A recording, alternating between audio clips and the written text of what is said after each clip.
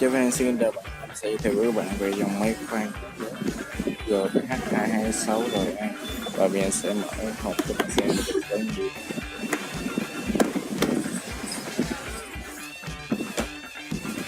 Ta sẽ có sách hướng dẫn sử dụng và cửa hàng sản phẩm của hãng robot, và ta sẽ có kích thước.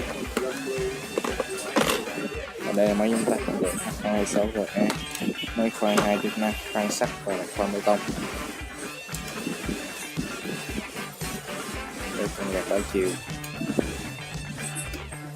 và điều khiển động nước tự động,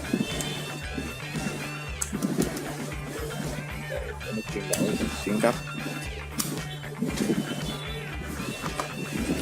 Bên đây sẽ có tất cả các tiếp phần chỉ là tên phần cho tên sản phẩm sẽ đây là kỹ thuật của các bạn.